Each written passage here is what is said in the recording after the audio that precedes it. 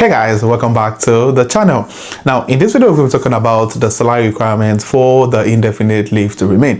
Now I mean the goal of every individual on a visa here in the UK, whether you're on a skilled worker visa, a post-study work visa, global talents, health and care visa, regardless of any visa category you might be on, the goal basically is to meet all of the requirements while on those visas in order to ensure that your indefinite leave to remain application is approved. I've had a couple of friends who in the last couple of months they've had their ILR approved, and these are some of the lessons I learned from them and also some of the information on gov.uk. So if you're open up getting your ILR in the next 5 years, 3, 4, 2 years, depending on how long you've been on your current visa towards the part of your indefinite leave to remain, you definitely want to stick with me till the end of this video, as we're going to be looking at gov.uk to see some of the requirements around indefinite leave to remain, and most especially the salary threshold requirements, how this impact your ILR application in the future. Trust me, you don't want to go through the hassle of paying a whole lot of money on visa. I mean, for those who've got family,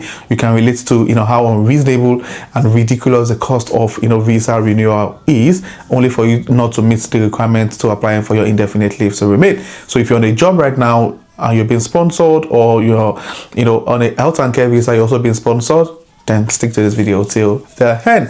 And if you're coming across my channel for the first time, my name is Daniel. On this channel I share everything UK immigration, transitioning into tech, and personal finance. So if you'd like to be a part of the family, please click on the red subscribe button to join the growing family. And by returning subscribers, you guys are amazing. Thank you for being here. So without further ado, let's get right into the video.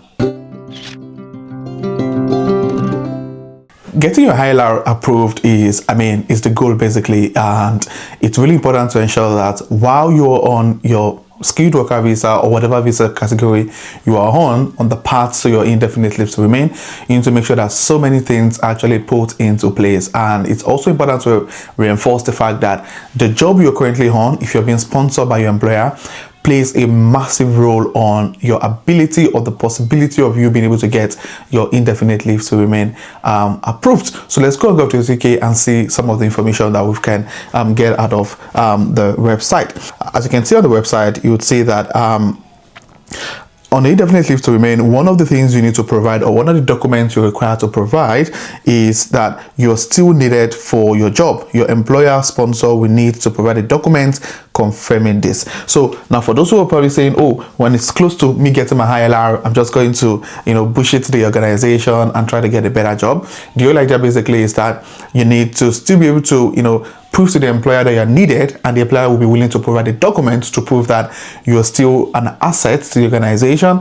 And that's one important document that you need to provide to get your indefinite leave to remain. Now, as I said earlier, the purpose or the goal of this video is to talk about the salary threshold requirements. Now, as you can see, there are so many things that you need to put into consideration when it comes to applying for your indefinite leave to remain. Things like time in the UK, salary threshold, your family, and ultimately how to apply and what you need to do after you've applied. Now, let's have a look at the salary threshold requirements. Now, one thing on gov.uk is that you need to be paid at least the minimum salary if you hold a tier 2 skilled worker or health and care worker visa. Now, how much you must be paid depends on your visa. So depending on the visa category you're on, that also determines the minimum salary threshold requirements you're expected to prove. Now, you will usually need to be paid at least whatever is higher out of the following. Now, emphasis on whatever is the higher out of the following. Now, so if you're on the skilled worker visa, before you can apply for your indefinite leave to remain, you need to be paid at least 38,700 per year, or the standard going rate for the type of work you will be doing. Now, it's really important. I know the general saying is that the minimum salary threshold requirement for skilled worker visa is 38,700.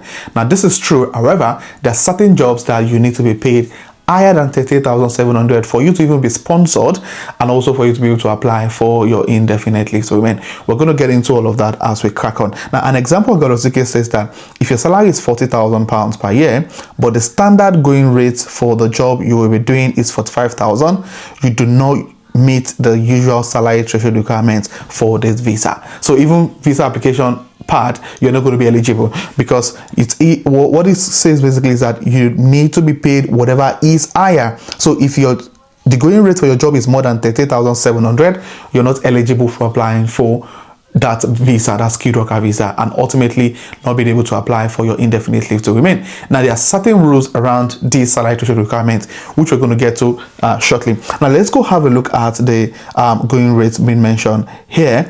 Now, if we go on the going rate here, as you can see, now there's so many job roles on this part of gov.uk, and for each of the job roles there's something called a standard going rate.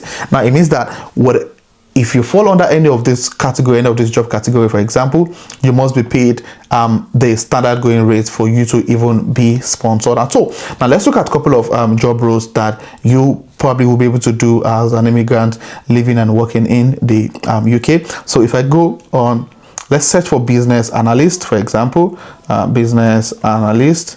Let's see. Now, you can see a particular role here, which has the occupation code 2133. This is for IT business analyst, architects, and system designers. Now, the standard going rate, so this is for business analyst, computing, data, communication analyst, and all of that. Now, the going rate for this particular job is 51,700. Now, if you go back to go.uk, it says that you must be paid anything that is higher out of the 38,700 and also the standard going rate. So the standard going rate for the IT business analyst is 51,700. So for you to be able to get sponsored with this occupation code, with this job role, you're expected to be paid at least 51,700. Now, if you look at for programmers and software developers, you need to be paid at least 49,400 before you can be eligible to apply for that visa. Now, these are really important things you need to put into consideration because it ultimately impacts your ability to apply for the indefinite leave to remain. Now, I'm a data guy, so let's go and check out data analytics. So if we go into data analyst, for example, now, so the occupation code for data analyst is 3544, and for data analyst the going rate is 33,200. So this captures those who are looking for job roles as data analyst, data officer, data quality analyst, information management analyst, organization and method analyst. So what this means basically is that for you to be sponsored as a data analyst, if you don't meet some other conditions I'll be talking about later, now it means that you need to be paid anything higher. So it's either you get a job that pays 38,700 for you to get sponsored. However, if you're a student or you fall under the new entrant rule, I've made a video on that on this channel. You can check it out somewhere on this channel. Then you will be required to be paid at least the going rate, which is about 33,200. Now let's go back to the part of God.uk that talks about the salary threshold requirements. Now, there are certain people that the salary threshold requirements are actually different. So if you fall under some of this category that we'll be looking at now, your salary threshold requirement is different from the general 38,700 or the going rate, whichever one is higher. Now, the salary requirements are different if you work in healthcare. So I'm sure we know that for healthcare now, the new salary threshold requirement for those in the healthcare space is now 25 grand.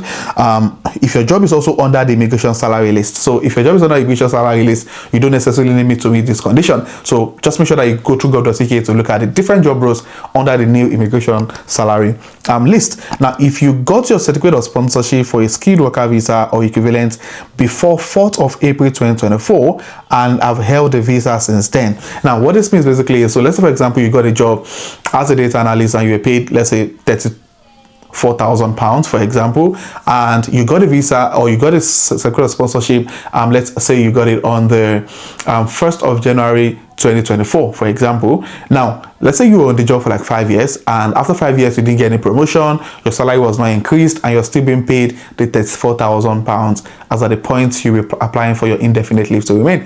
Now what this means basically is that because you got a certificate of sponsorship before April 2024, you don't necessarily need to meet this salary threshold requirement. So it means that with your £34,000 salary as at that time, you're eligible to apply for your indefinite leave to remain, and your application will be approved if you meet other criteria. Now, another people that don't fall under this category are those who, if you have an international spokesperson, T2 sports person, and Tier 2 sports person visa. Also, if you have a T2 Minister of Religion or T2 Minister of Religion visa, you do not necessarily need to meet the salary threshold requirements. Now, the salary threshold requirement for healthcare workers is 23,200 per year, which has been increased this year to 25,000, and also there are other requirements around those who are currently on a different visa category.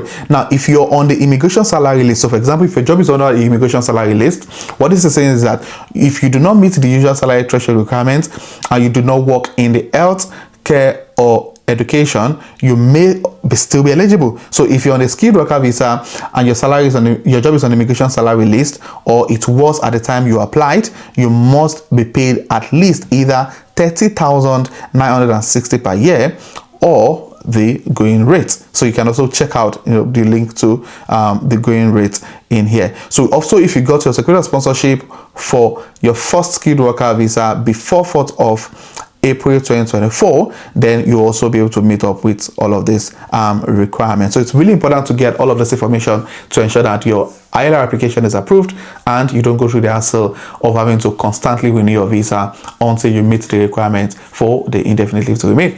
I hope you find this video resourceful. If you do, click on the like button. If you have any questions, say those questions in the comment section. And if you have questions that are quite personal that you can share in the comment section, click on the link in the description of this video for us to jump on a one-to-one call so we can have more private conversation around whatever situation you're currently on at the moment. So if you're coming across the channel for the first time, do it to hit on that subscribe button to join the amazing growing family. And my return subscribers, thank you guys for being here. I really do appreciate you guys. So this will be the end of the video, and I'll see you guys in my next video.